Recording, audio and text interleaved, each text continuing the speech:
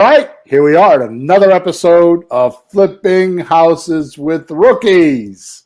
And I have to tell you that we have new intro music. And it's like, I hope everybody likes it because it was a little bit to create it for me. And it's very patriotic, Peter, which is what I want to be. Mm-hmm. So Look at there you. go. Look at you, a composer. Yeah, That's exactly. like me being a real estate guy. What's happening here? We're switching roles.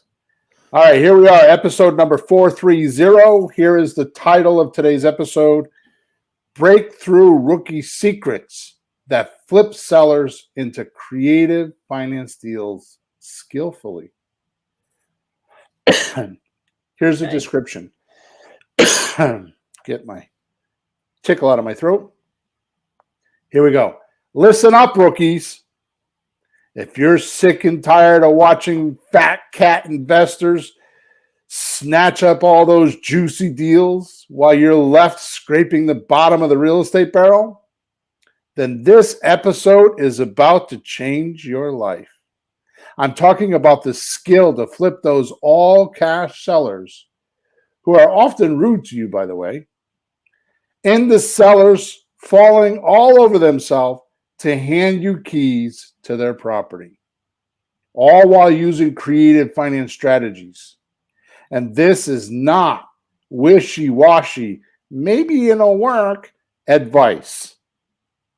These are battle-tested, street-smart tactics that have turned wet behind the ear newbies into deal-closing machines.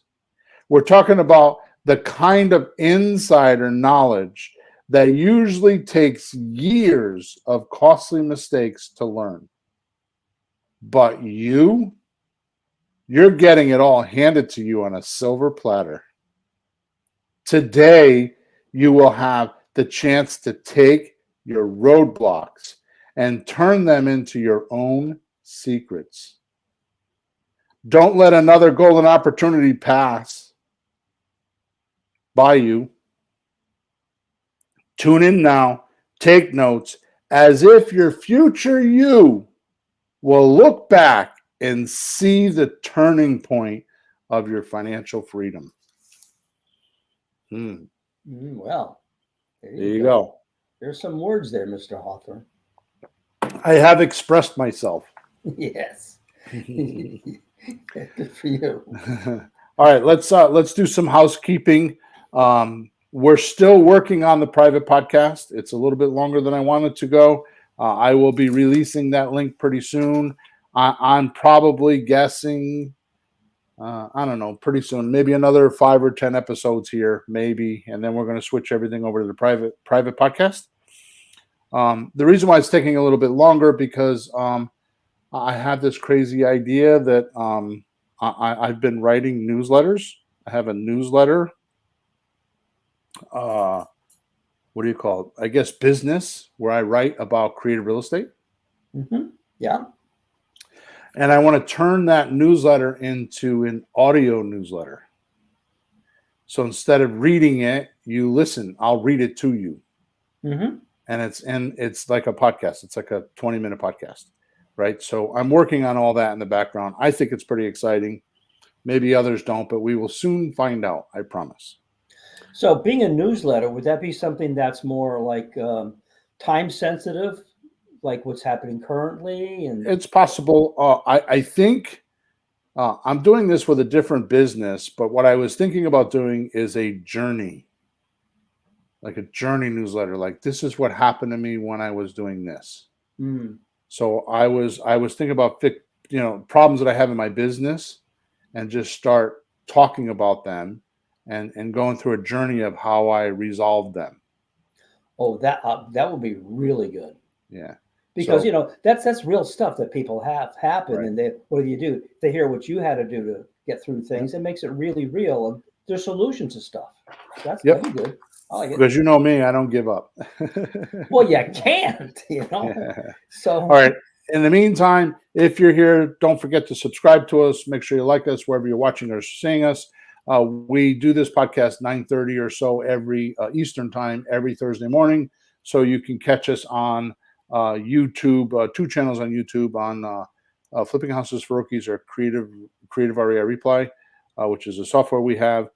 And you can also catch us on LinkedIn and Facebook. If you go to any one of those platforms, you can watch us live, and wherever they allow you to type or put in comments or whatever you can do. If you have a question, you can type it there, and it pops up on my screen, and I'm able to help you as long as it's a question about the podcast, because I talk too much, so I have enough trouble trying to get everything in 1 hour. I don't want to go off. I could go on an hour. I could, at a drop of a hat, as you well know, I could stand up in front of a stage and I could talk about real estate for 8 hours or more, or days. I could just take questions and that's just me. I just love real estate.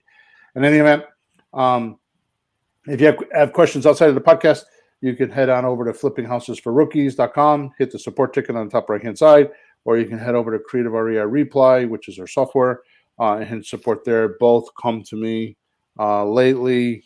The Creative REI Reply tickets come because I have an assistant over there, or a person that runs that, and they text me when they're there. Where the Flipping Houses for Rookies, I don't always get them as quick. I used to do it every day, but I don't anymore. All right, enough of that. All right, Pete, you ready? Yes, sir. All right, let's start off with the pace today. Let's start the pace off today with this one simple idea that can change your life forever.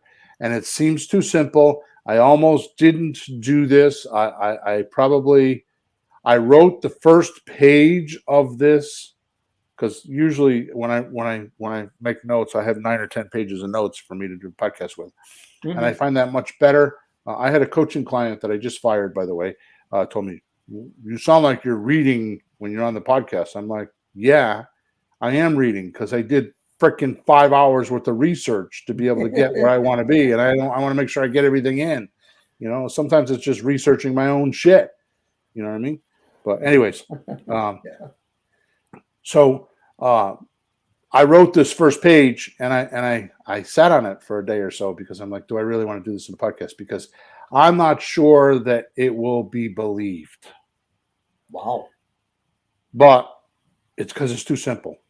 Because people will think, yeah, well, I already knew that, right? But here it is. Here it is. Mm-hmm. I'm telling you this from the core of my heart. Out of everything that I could teach you about getting deals, this is way, way at the bottom. This is the part where you dig a hole and you put the foundation in and nobody sees it, and then the house goes up. Okay? Mm-hmm. Yeah. Here you go. Your words matter. In fact, I would go as far as to say the words you use in your creative real estate conversations directly, absolutely, positively correlate or match and have a very strong connection to the balance in your checkbook. Mm-hmm. The words you use or don't use. And oh yeah, by the way, it's not just the words. And I'm not talking about having big words. I'm talking about the right words, the right time, and the right tonality and everything else. So we're going to not talk about that this whole podcast. It's just the beginning of what I want to talk about today. Okay. But I have to mention this because before we begin, as important as words are, and the ability to turn words into movies in the mind, right? You know that because I do that with you every time you listen to this podcast. The way I talk, for whatever reason, I create images and I create movies and I create, like little clips in your mind so you can see it, right? And as much as that's important, and how I can go off on a complete tangent for the rest of the day about this, because I'm telling you, I have made millions of dollars because of this one concept. Millions of dollars over 30 years. Okay? There's another huge factor that not enough people talk about or understand. Basically because I get accused often of taking simple things and everyday things and turning them profound. Right? Do you agree? Yeah, well, the simplest things are the most powerful, and it's very easy to overlook it. I'm a teacher, and that happens all the time. You show somebody something, yeah, they go, no, wait, no, no, no, no. You dig into it. You Right. take a real look at it, you go, oh my God.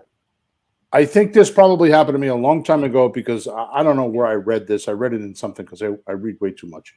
Um, now I'm gone from reading to prolifically writing. So so the point is this. I don't remember the exact story, and it doesn't really matter. But it was talked. It was this whole long thing.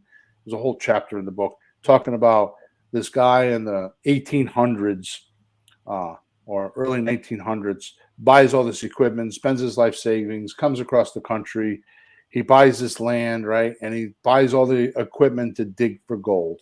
Mm-hmm. And he digs and digs and digs and digs and digs and digs and digs and digs and he goes bankrupt. Yep. So he goes into the local city, and I'm sure you guys have heard this story. He goes into the local city and he sells everything to the guy. And the guy that buys the first thing he does is he goes in and he has somebody survey the land, has somebody do whatever they do, and they moved the machine where he was digging the hole 8 inches in one direction, and he became a multimillionaire. So I believe you don't need a big wide area. You just need to pick a topic, or you need to pick something that you're really interested in and drill deep. And that's why I do this, right? So enough sidetracking. So there's another huge factor that I'm not enough talk about or understand. And that's a twofold concept, which is what we're going to talk about today. Number one, attention units. And number two, transformation. Now, I'm going to tell you 1,000%, as profound as I could be, as loud and clear as I could make this, your entire life, your entire existence runs around these two things: attention units and transformation. I'm too fat. I need to lose weight. There you go. I don't have enough money. I'm broke. I need to make more money. I need to get to work by 8 o'clock. I need to get that project done for the boss. I need to buy new socks. I need to make more money. Your entire life runs this way. And remember I told you, it's the underground, dig the hole foundation, and it's buried and you don't even know it's there. Right? Yeah. So definitely not common language for a real estate podcast. Nope. Or most people. So if you want to leave now, go ahead, because I don't want to bore you, but I'm telling you, I'm going to teach you something that most don't teach because it's not exciting and thrilling. It's not as good as buying that shiny object that will get you 2,000 leads tomorrow and get you 13 phone calls. But I promise you, if you listen to me today, I will open your eyes up to something that nobody else has opened your eyes up to. So let's first tackle attention. What does it mean? This simply means the act of directing the mind. Oh, wait a minute. I'm going to stop there. What's that? Because I could go on for a whole nother podcast. What did I just say? Directing the mind. Wait a minute. Does that mean? Oh, geez. Does that mean that you have the ability to direct your mind, or is your mind directing you? Which one is it? Oh man! Now you're not in the rabbit hole. You're in the basement of. Yeah. Oh my God. So this simply means the act of directing the mind to listen, see something, or understand something. Almost like you're immersed in it or swimming in it. I could tell you lately, my own personal study, which I've not told anybody. This is the first time the words will pass my lips. It is incredible incredible, absolutely over the edge, fascinating how many people are not there in present time when you're talking to them. They are somewhere else, doing something else, thinking about something else, and not paying attention, including you, Peter, because that's where the Oh, study me? started. Yes, Oh, you me? and my wife and my kids sometimes. It started there. It is amazing when they are not, you don't know whether they're there. Yeah, they're standing there, but where is their attention? Is it immersed in you and what you're saying, or is it somewhere else? Are they thinking about going to get lunch? In other words, attention is understand it means it becomes you. When you have attention on something and you pervade it like in a, like a ghost walking through a wall, right? When you pervade it, you stop thinking about it. When you have the right attention units, you don't need to think. Thinking is bad. Thinking is scanning through all the past experiences that you had that were bad, and you're hanging on to them so you don't do them again. You don't scan all the good things you did because you forgot about those, because those went well and you don't have attention on those. You only have attention on the shit that went bad. So when you're thinking, you're using bad information. Okay? Mm-hmm. So my point is that attention, and when you understand it, is just part of you. Now it's just a natural habit. It's just who you are. Because it's sunk in and you don't have to think about it. You just do it. Sounds like the way you're describing it, thinking is trying to know, but you're stuck in a bunch of whatever the heck. Mm-hmm. When you finally actually pay attention, you might really know what's happening. And then you don't have to think anymore because you actually know. Oh, I see. I understand. Okay, good. Now I know. Then you could do something because you're not still going round and round and round the bush on the damn thing. Exactly. Am I close? Yeah, no, I agree. Yeah. All right, good. All right. Now what about transformation? Yeah. Well, this is a specific thing to use. Here's why. It means your words have created a movie, or your imagination or your environment or something has created this movie in your mind. In this particular case, it's the seller's mind of what we can do for them. Okay? Mm-hmm. They're watching this in action mentally.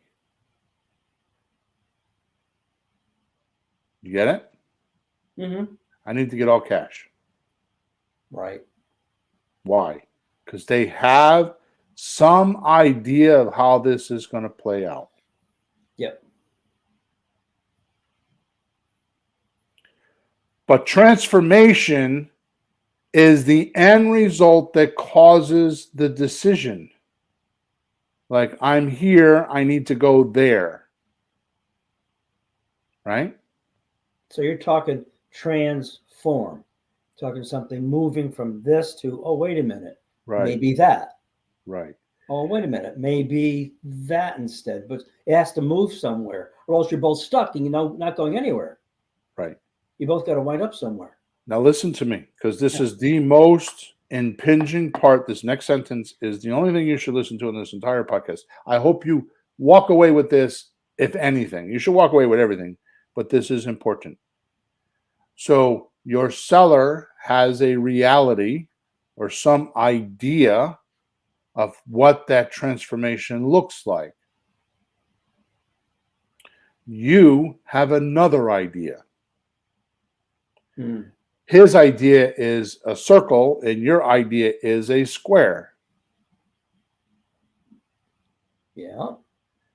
What happens with too many entrepreneurs is they argue about their square being right, and the circle is not even considered. So what happens while you're not making deals is you're talking about squares and the seller's thinking about circles. And you don't agree on the transformation and how it could be. It's very profound. Mm. Okay? Let me continue here. Transformation is a drastic change in the seller's mind because of new data that you have not only presented to the seller, but help the seller fact check it. Fact check it. Mm-hmm. So they can too believe. They too can believe. It becomes part of them. That's your job as a creative real estate entrepreneur, is to get the circle into a square. Or use the circle and build your offer based on a circle and remove your square, which is more likely with our rookies because they have a square and a square isn't even in the formula and they think it is. Mm-hmm. They'll never make that. They'll never take that offer. How many times I've heard coaching clients say that. And then I get on the phone and 15 minutes later, I got a deal exactly the way they said they wouldn't do it. Subject to, that happens a lot with subject to. There's no way somebody would give me the deed to their house and leave the mortgage in their name. No, there's no way you would do that, but others do it all the time. Yeah. Right? Yeah. We're one thing. The seller is something else. Like, don't confuse them. Right. It's not you. They're not you. All right. So let's hop out of the profound pool. Enough of that. And get into the reality on this. Right? But I want to handle something real quick because I told you I have somebody out working on one of my furnaces. Mm-hmm. And so this will be real life, ladies and gentlemen. Yeah.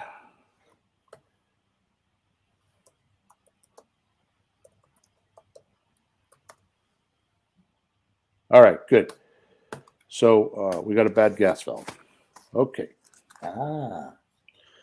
All right. So the first, let me see. Let me catch up to myself here. All right. So let's hop out of the. Okay. So the first error most make when talking to sellers, the first error is when you do something wrong, because my accent's a little bit weird there. The first error most make when talking to sellers is timing or out of sequence. See, the proposal process or offer process cannot be done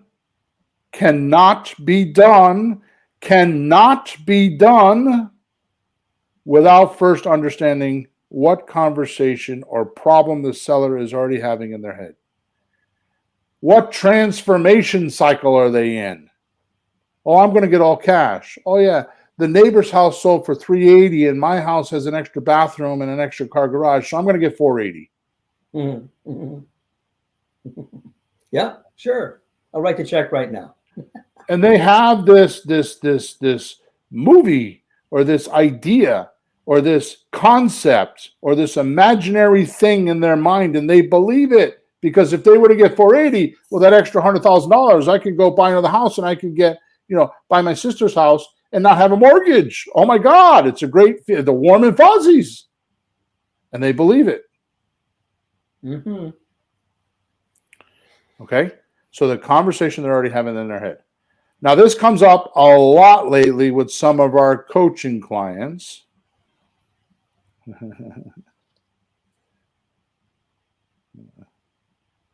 They said they're here. Hello, Bill, I'm here. Well, you're here. Fahim? Hello, welcome, Fahim. Fahim, okay, good. Okay, now this comes up a lot with our coaching clients. Here's what I mean. This comes up with you a lot. Seller says or asks for the proposal. Seller asks for the proposal or offer up front in a text before discovering what the seller's situation is. In a text. Mm-hmm. Now, let's just divert for 1 second, Peter. Why do you think a seller would do that? Because that's all they care about. That's their circle. That's what they I want. disagree. Oh, 1000% disagree. all right, good. Help us I there. disagree because I've thought about this. I've studied it. I've talked to people. I've talked to a dozen people about this. I never actually thought about why they would do that. They just do it. So Well, we because get you're violating what I just told you. What yeah, conversation are they having in their head? You haven't thought about yeah, that. yeah. You're not listening to them. You're listening to what you say. Oh my God. Hang on a second.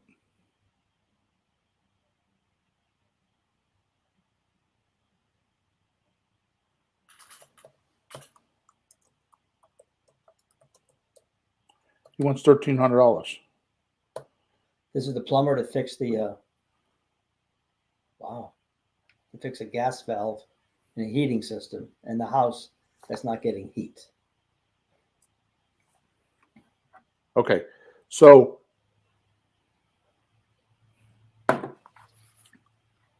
oh, that rattled me. See what just happened? My attention just got knocked out and I lost track of what I was even saying to you. See how it works? Oh hell yeah! Yeah. They were saying how good I was at all this stuff. Yeah, right. So,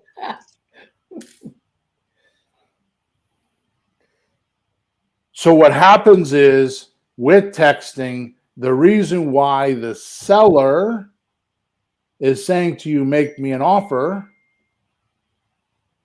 is because they've been texted by many other not so dedicated investors. They're telling them they could buy their house and they have either been betrayed or let down or invalidated. Invalidated means that there was no response and they're just like they just walked off and they're just like, you know, like there was no communication. And they feel invalidated. Like, why would I? So they've had all this happen to them before you came along. Bill, they're also getting offers up front from these people, aren't they? Because I've been in those houses. They're getting offers like, I'll buy your house for, and they give them a real low ball number usually. So does it go back that far that they're getting numbers thrown at them and they're tired of it? So they're throwing numbers Well, back let at me us. ask you this question: if somebody got an offer on a house and they're trying to sell it to you, what does that mean? Oh, they didn't like the other offer. Okay, so it Yeah, falls into what I was just saying is yeah. that they are trying to uh, pre-qualify you Hmm. to see if it's worth talking to you. It's like they're testing us. No, it's not like they are. Yeah, exactly. Well, for me, I was in a house once. The guy, I did some kind of an offer, and he says, "Oh, that was much better than this one." He gave me a postcard that was ripped in shreds that was on his counter still before he thrown it away from these guys. Blah blah. I won't mention the name. For wicked lowball offer. So that's what you're talking about. They've already been inundated with all this stuff, offers thrown at them, and they're just like, "Oh my god." So they throw an offer back at us to see if we're real, if we're going to just go away and stop bothering them, or maybe actually do something for them. And, that's good that you do that because I don't think that deep what's been going on with the guy, but that certainly has been. And when you talk to people, what do they say? Oh man, I get like 5 offers a day. Right. So they're tired of all this stuff. So they're like, um, seeing if they want to talk to us at all, like trying to filter us. They're filtering, aren't they? Yeah. They're pre-qualing us like we think we're pre-qualing them. They're doing it to us. Interesting. Okay. Yeah. So I didn't have time to put this into our text responses, but I'm going to ask that you do it. As a matter of fact, if you're listening to me right now, if you're driving or exercising or doing something and not even paying attention, just I'm in the background, that's a mistake because I'm going to give you things that you should write down today. I'm going to give you things that you can say or do that are not on any scripts. They're on this podcast, and that's the only place you're ever going to hear them. Mm. And that's because they are wicked advanced. So I suggest you write these things down, starting with this. Mm-hmm. So here's what you should say or handle, and it's probably going to be in a text because they aren't talking to you yet. Right. They don't want to talk. So here's how you should respond, and we should put this into our canned responses for the VA too. Sure. So they say they want an offer. Send me an offer. Mm-hmm. Here you go. I would be open to putting together an offer for you. I would be open to putting together an offer for you, comma. But just so you know, comma, I'm not quite sure we can help you, exclamation point. Mm-hmm.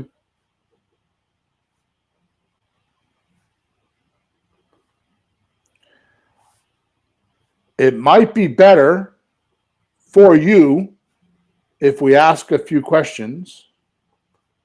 It might be better for you if we ask a few questions about what you need and want, comma. Now, I'm not going to try to explain all this, but there is an amazing thought behind this because the next thing is, comma, and by when, comma, so you can possibly get more than you expected, period.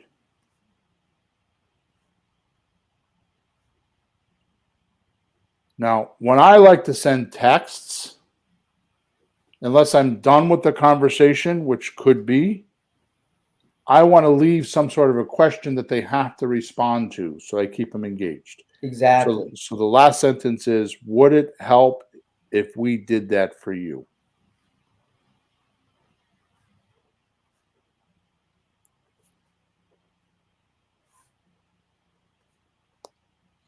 So I'm just going to read the whole thing now that you've written it down, so you can check it. I would be open to putting together an offer for you, but just so you know, I'm not quite sure we can help you. It might be better for you if we ask a few questions about what you need and want and by when, so you can possibly get more than you expected. Would it help if we did this for you?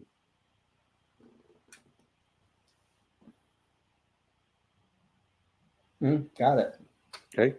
Okay. Next thing about proposals or making offers that way too many people miss is every offer needs to lay out 2 or 3 of the seller's concerns. You've done your discovery. You know what their concerns are. And I'm not even saying that they're like major concerns, but they're concerns, what their barriers are, or what their problems they think they have.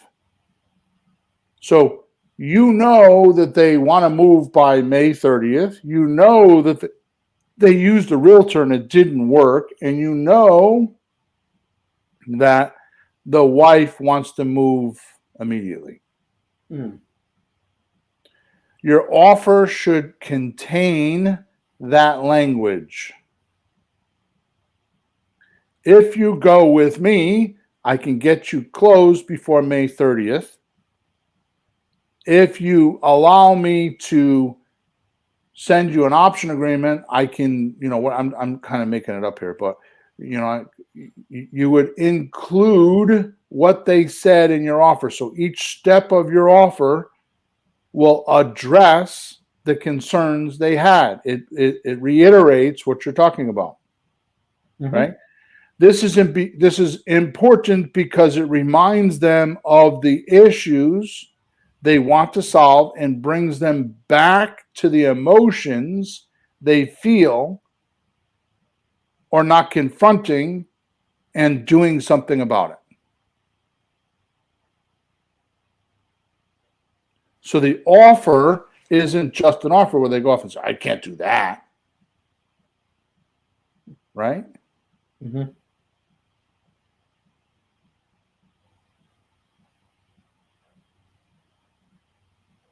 This guy's a joke. He doesn't want to give me numbers. He wants to give me 13. I'm sorry, I'm distracted here.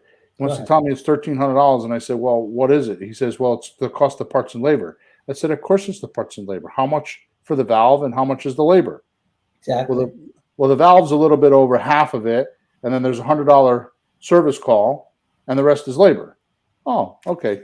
Now he could just wait. He could sit there and wait. Yeah. I hate when people give you a number like, well, what do you charge per hour? Well, you know, when it comes to plumbers, they got this book. They look at it and it says a number. Yeah. I don't like those guys. I like the guys that work for $100 an hour and here's the part. They make money. Everybody lives, but geez, you have to gouge us. Okay.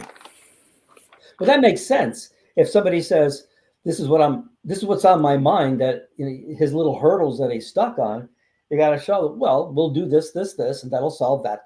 He goes, oh, good. You know, or at least bring it back up so you re-stimulate or re-energize or refocus why they're talking to you. Mm-hmm. And it shows your value. We'll get into that in a minute. But it shows your value. Yeah. Okay? And that you're doing something about it. Now, this is majorly crucial and never thought of or ever used. I talked about attention units. Mm-hmm. If the seller has all their attention on the problems in the deal, what will the seller get more of? The problems in the deal. Mm-hmm. If you think, I'm broke, what are you going to get? More broke. More broke. Right? If you think, I don't feel good, what are you going to get more of? Mm-hmm. I don't feel good. Right? Which means our job is to transform the seller's attitude or scarcity, meaning not enough of, solutions that would change the seller's viewpoint and character.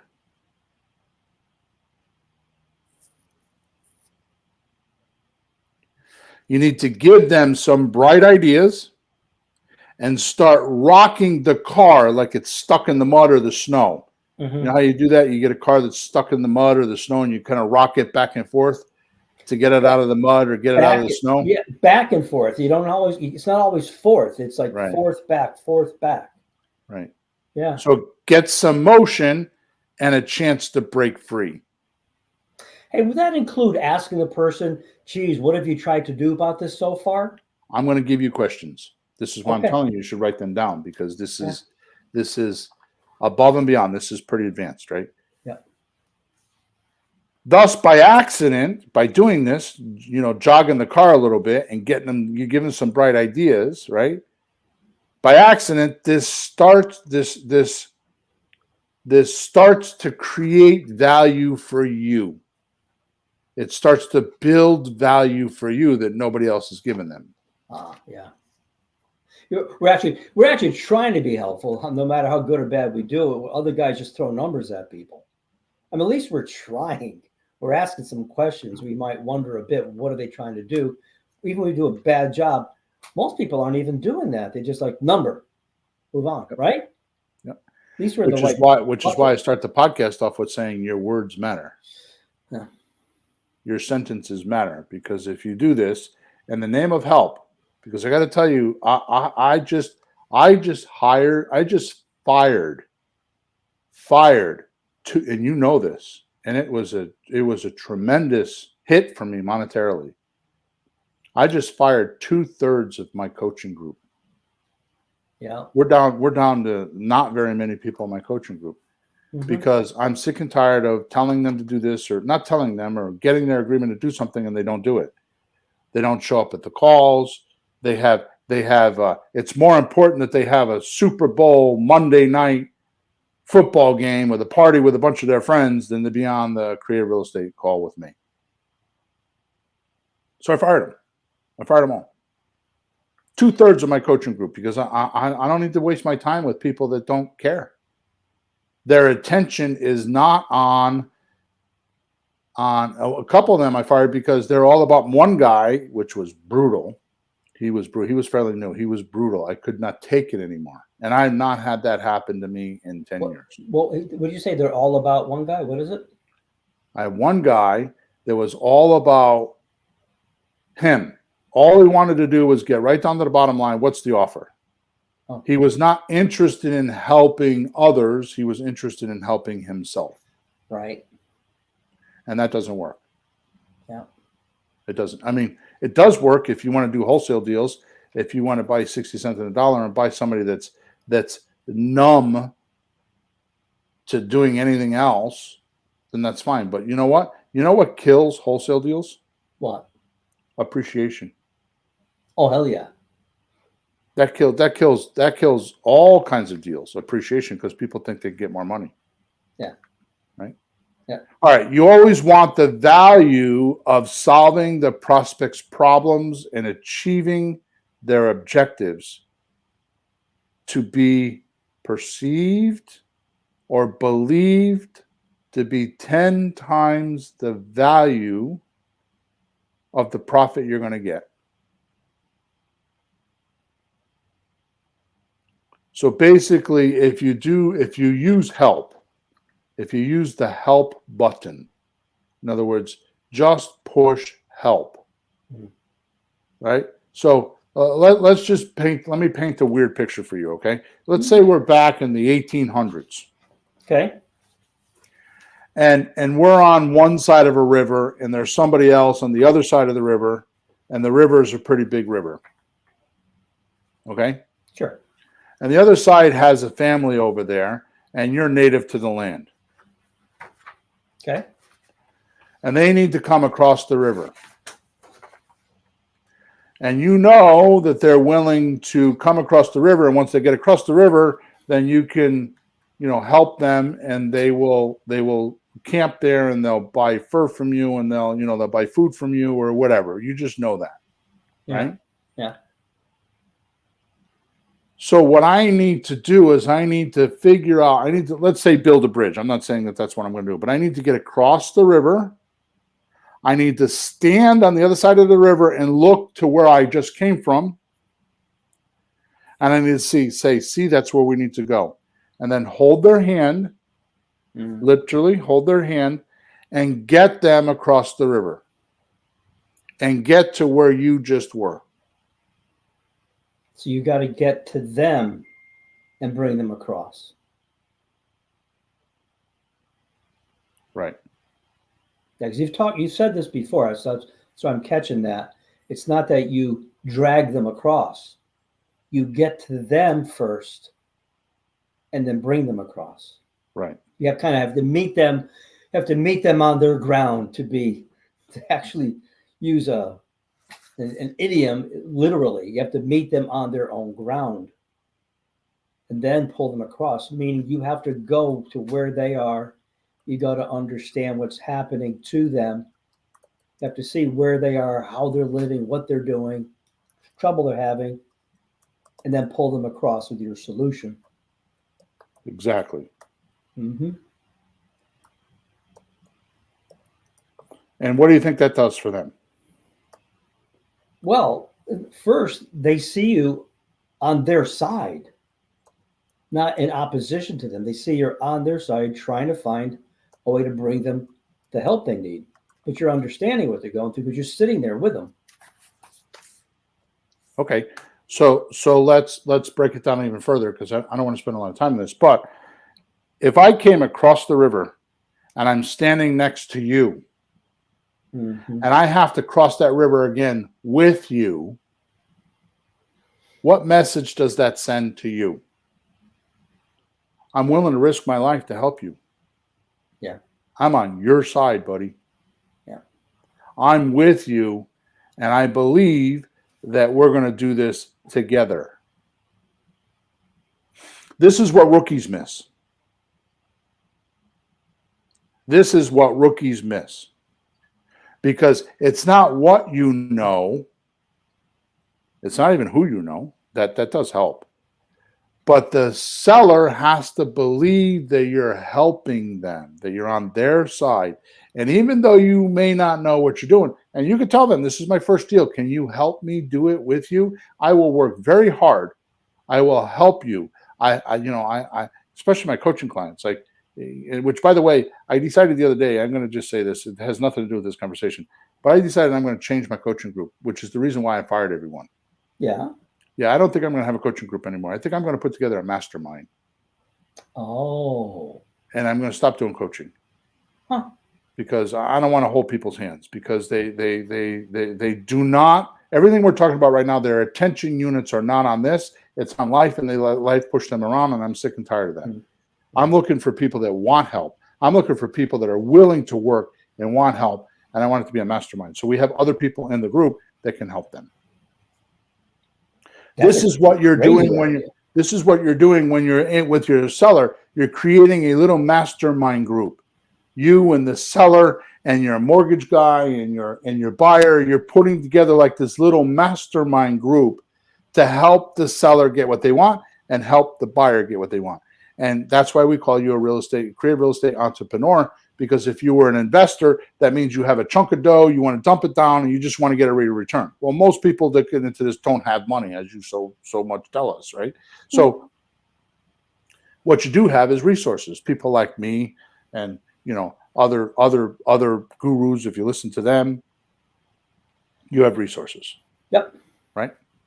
So that's why it's really good for rookies to just be honest and say, let me help you, help me.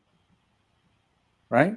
So by going through the experience of crossing that river with the seller, you now know what the seller is going through. Mm. You know what the buyer's going through. Right. And I've been preaching on the last couple of podcasts, and I'm going to get off this because we need to really get moving. I just lost 10 minutes that I didn't want to do.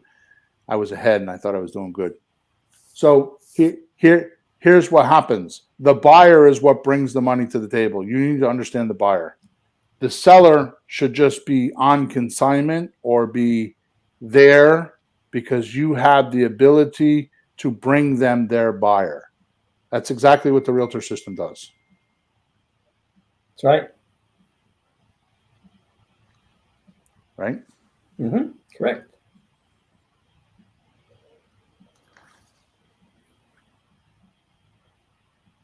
This guy's telling me he can't wait for me to finish.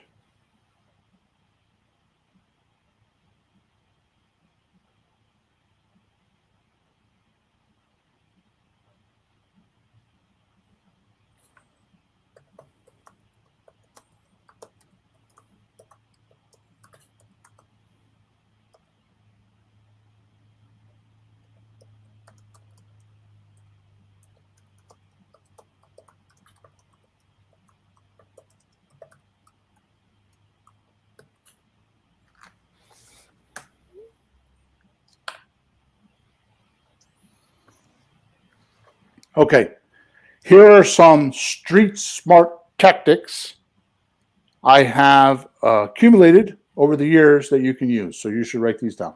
Mm-hmm. Okay. Yep.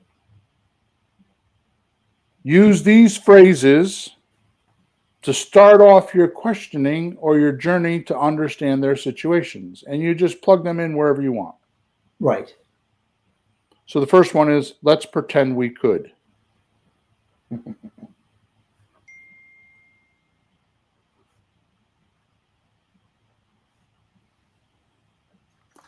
The next one is, let me take care of this guy. Yeah, go ahead. No, go ahead. I'm listening. Oh, so let's pretend we could and fill in the blank on something. Yeah, these are Could, blah blah blah blah. Yeah. Let's pretend we could give you $200,000. Yeah, whatever they're talking about. But it's the point is, let's pretend we can, just to have them think about it. I heard you. We've done some calls together, and you're very like soft in a way. If you're not shoving it down their throat, you're like just letting it sit there, letting them look at it. There's no pressure. Like, what if? This is like, and you even said like, well, this is how I'm looking at it. It doesn't mean you have to look at it this way, but here's an idea. So it's very easy for them to look at it. They're not like shoved down their throat that they have to put their hand up and stop it already. I noticed that the last call we did was Right. it's a thing of beauty in a sense, you know. How do you get somebody to listen to you? When you walk in the door, they think you're the opposition. Yeah. They think you're trying to, you know, like you're on your. Well, negotiation has the bad connotation that you're taking something away from them to make money. Yeah, and they have to fight to keep their peace instead of working together. So the pretend is the point there. Keeps it light enough that they can look at it and talk about it, and not be resistive. Maybe. Who's resistive?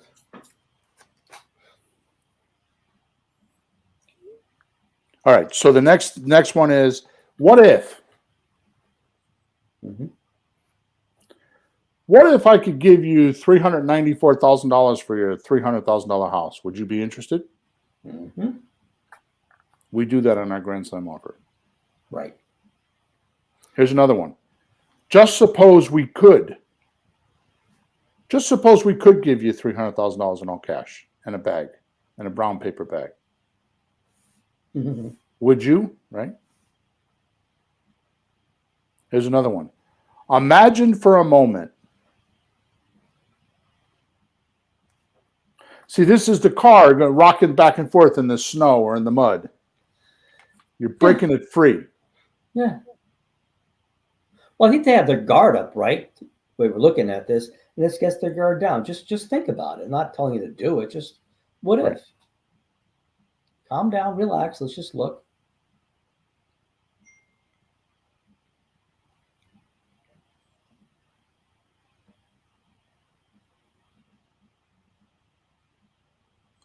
What's up with this guy?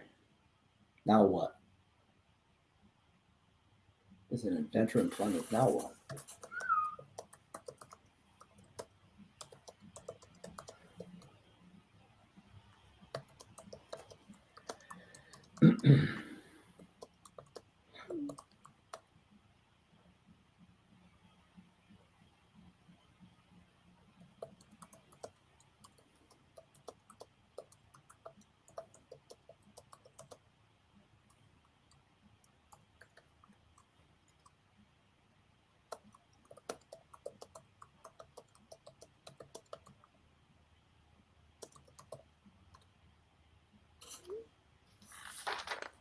All right. So, what was the last one I gave you? Imagine for a moment. Okay, good. Here's the next one. Assuming we are able to.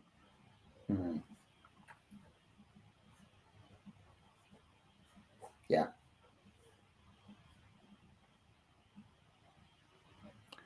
Here's another one. Have you ever heard or seen this? You know, you've heard me say that a lot. Have you ever heard of a lease option?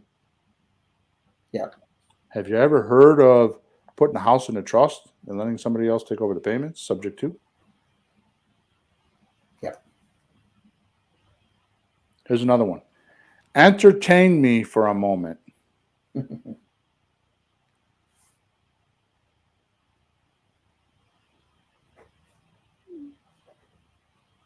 Yep.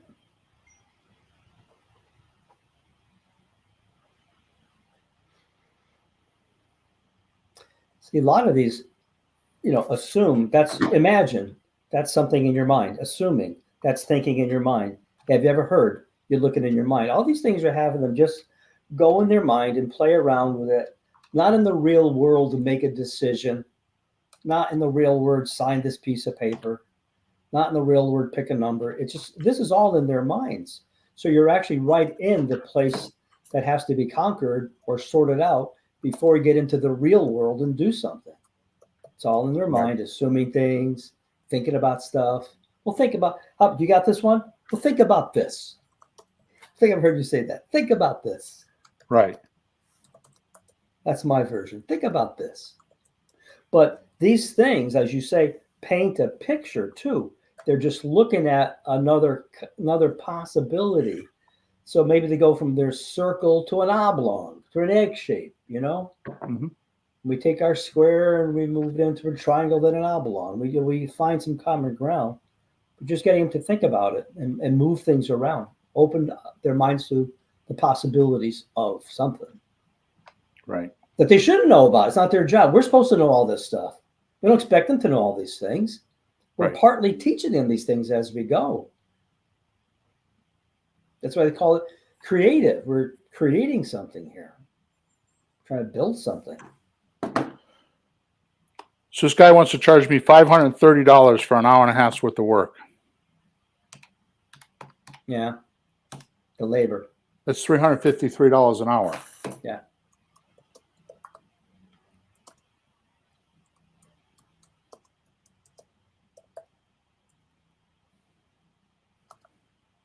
See, I don't know if it's possible, but in my experience, I know that because I've done this. Guy pulls out a book and there's a big fat number in it. This job is that. It doesn't say what the price is per hour, the part price. And then there's other guys that will do it per hour. They're probably hard to find now because the book number is always wicked high. But I think if I ever hire a plumber, I've been starting to do that. I haven't had to hire one in a while. How do you charge? You charge by the hour or by the job? I don't want to pay by the job. I want to charge, what do you charge an hour? How much is the part? Damn it, you're making money. Don't bleed us dry.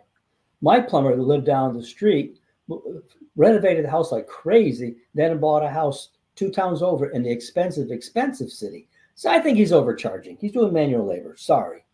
Yeah. He didn't go to school to be Einstein. It's manual labor. Sorry. All right, here's the next one. Go.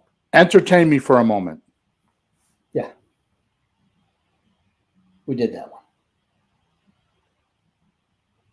Here's the last one.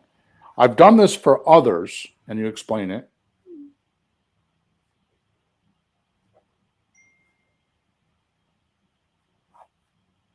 Yeah.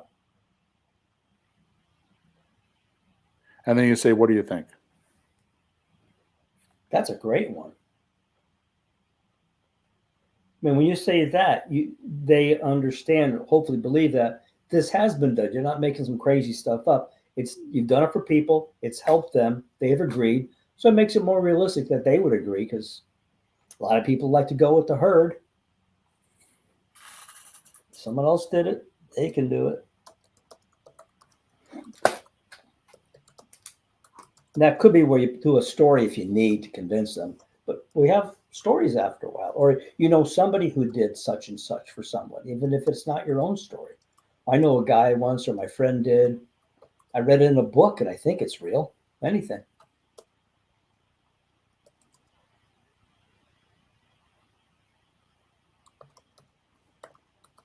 Okay, good.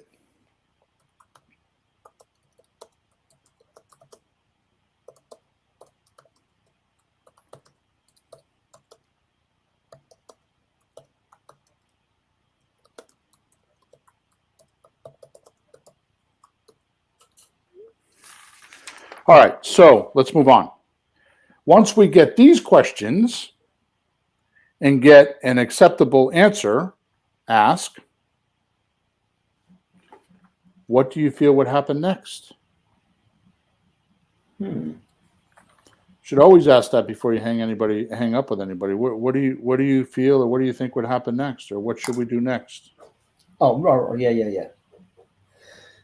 Yes, I'm learning that one, including like when could we talk next and what should we do next? Otherwise, you leave it up in the air.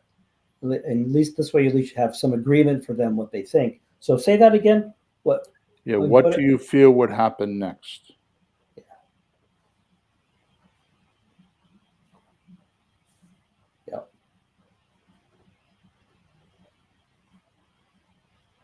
The way you at least leave. And another way to ask that is, what do you see happening next?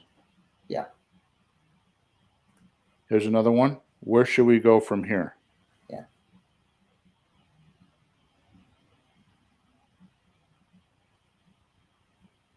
Bottom line is, sorry. Another one is, what would you want to have happen next? Yeah. Okay. I think you got that. Let's move on. Yep. Good. Most of the time, most think of time differently. This is important. Most think of time differently. Okay? Mm-hmm.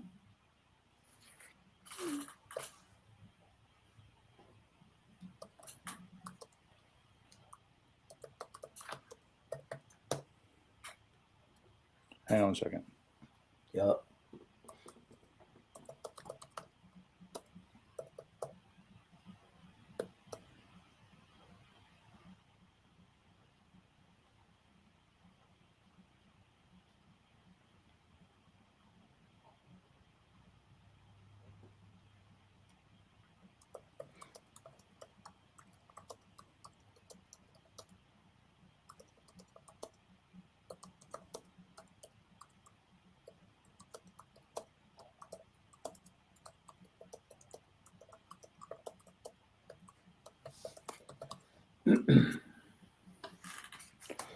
I just told him to do it. I'm done playing with this guy.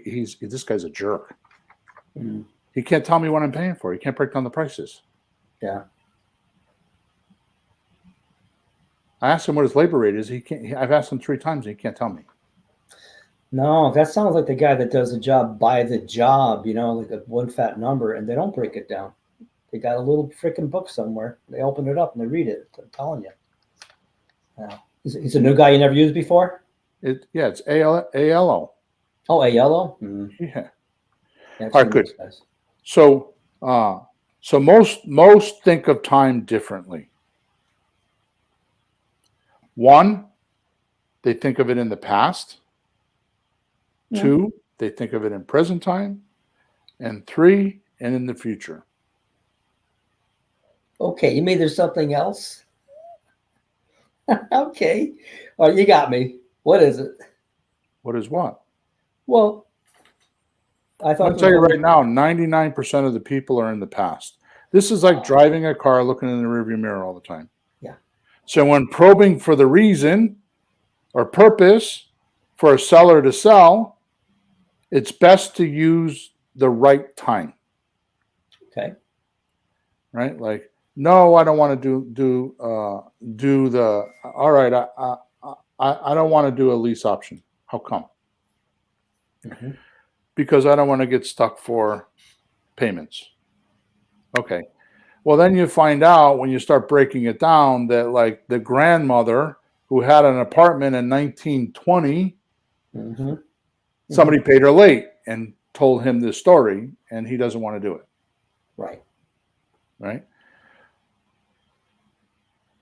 So there's a word in the English language that is fascinating. The word is extrapolation. Okay. So the word extrapolation means you estimate or conclude something that will happen in the future based on what happened in the past. Mm-hmm. So if your wife wakes up every single morning at 7 o'clock, you can assume that tomorrow and the next day she's going to wake up at 7 o'clock. Fair enough. So by asking a few of these questions that I just gave to you, you will soon see your seller's trends of how they will continue to work with you and your deal. It's very important for you to predict your seller's behavior so you know how the deal will conduct. The saying is the way you do something is the way you do everything. Mm.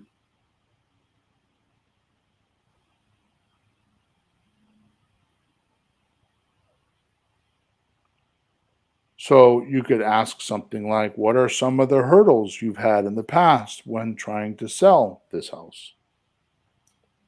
Exactly. Right? You could ask them, can you give me an example of what you have been dealing with while trying to sell the house? Mm. You could say, what's the toughest thing you've heard? I'm sorry, what's the toughest thing you had to deal with recently with this house? Mm-hmm. What steps have you taken to get the house sold? That's the key one right there. That question is worth this whole podcast. That question is worth buying me a box of cigars worth $300 or $500. What steps have you taken to sell this house? Because you are going to find out they haven't. It's all in their head. It's all an imaginary process. And they've not taken any steps in the physical universe yet. And that's when you would ask them, what's kept you from taking some steps? Mm-hmm. Is there something you're worried about that's kept you from doing something? Why haven't you taken some steps? Is there a problem? Because something's going on in their head that they haven't done it. That isn't even the point. It's what the answer to that might be, right? Yep. Wow. So this is another good one. If we don't make a deal, what would plan B be for you? Yeah. That's huge, because then you're going to find out what really plan A is. Oh, yeah. Well, I'm going to call my realtor. Yeah. That's what are you going to do if I don't buy a house today? What are you going to do? Yeah. Oh, I'm going to. Exactly. Yeah, I've heard you say and that. all you had to push that little bit of a pressure on them.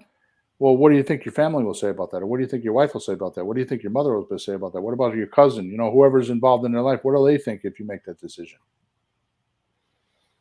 Because it takes it out of them and puts it on their social environment now. So how many times have we done a deal and we talk to the husband and he's Mr. Coy on the other side of the phone negotiating, and then the wife gets on the phone and she's like, no, do it. Mm-hmm. Right? I just had this happen with my car. My car's getting the transmission put in it, and they call me and said they want to put brakes on it, and it's $225 more money that I don't want to pay, right? Mm. And I'm like, no, I'll just do it when I go home. And I tell my wife, she's like, you call them back right now and tell them to put the brakes on the car. But it's all highway back home. You don't need the brakes. Yeah, exactly. All right, here's another one. From your perspective, what would be a valuable way for us to continue together? From your perspective, what would be a valuable way for us to continue together? Now, remember, solution awareness questions get prospects to emotionally own their own situation. Oh, hold on now. Hold back up there, buddy. Those are a lot of big words. Say that again. Yeah, I'm 7 minutes past the hour. Sorry. I got another page and a half of notes, but Right. so we're obviously going a little bit later today. So remember, solution awareness questions get prospects to emotionally own their situation.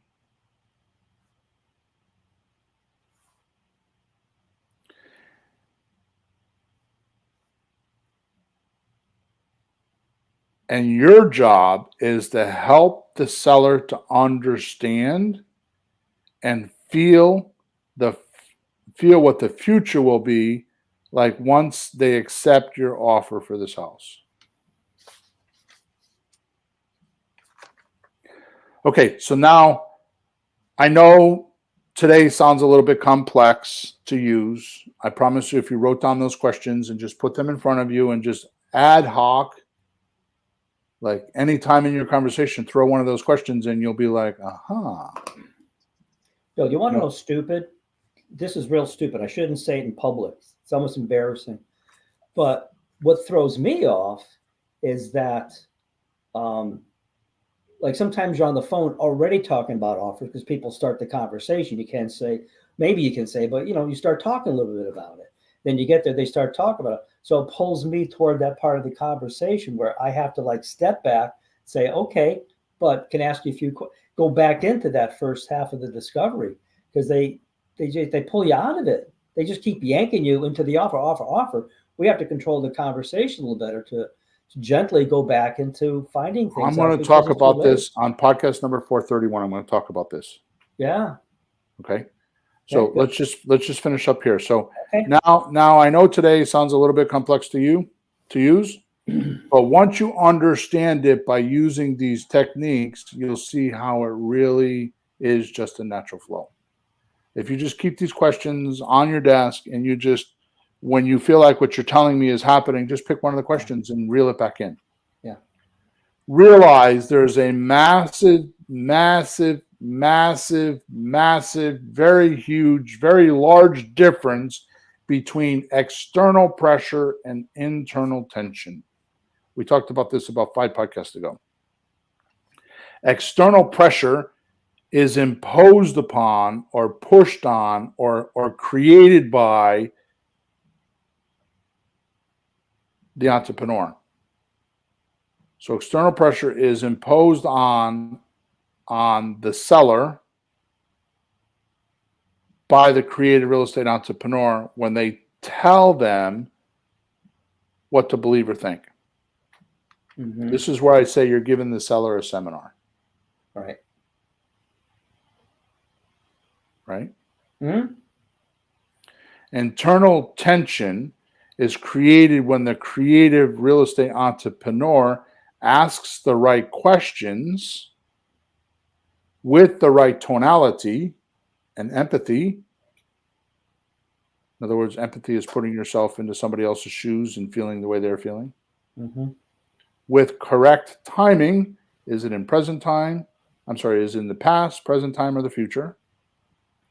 Right? Because you're talking about the future. Yeah. They're in the past. Mm-hmm. Or in present time. They're not always going to be in the same time track as you. Mm-hmm. So you have to make sure that you get them up to speed with the time. Yeah. Well, they could be talking about something I have to move by May 30, like you said before. Or they're Right. worried about the future. Like, I can get you there by then. They're worried about what might happen in a while. So they're there. That doesn't happen a lot, but yes, it's true. Yeah. So where Somebody in foreclosure stuck in the past. Right? Yeah. So you got to ask the right questions with the right tonality, the correct timing, and curiosity. You got to be very curious. Right? I say all sellers are liars because it's not that they're intentionally lying, it's just that they have false data. They heard things from their neighbor, they heard things from their sister, and they're trying to make that happen for them.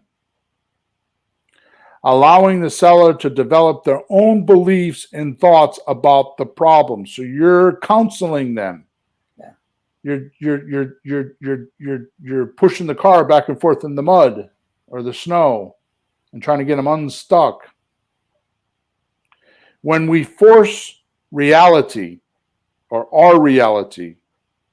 our consciousness or our conclusions on sellers, they'll reject them. Peter, you know what you need to do? Right? 2 hands go up. No, no, no, no. Right. Yep. Do that with a kid and see what happens. Mm-hmm. Right? However, when sellers come to their own conclusion, not only will they accept them, they will fight for them. And I put this in one of I forgot where I put this. I don't know if I said this on the podcast, but they become your best fan club to get the deal done. Yep. By the way, this is the exact reason sellers ghost creative real estate entrepreneurs. The entrepreneur put extreme pressure on the seller, telling them what they believe in, what they think, and what they could do, and didn't fully understand the seller's situation and help them walk through the process and get a new movie in their head about what could happen.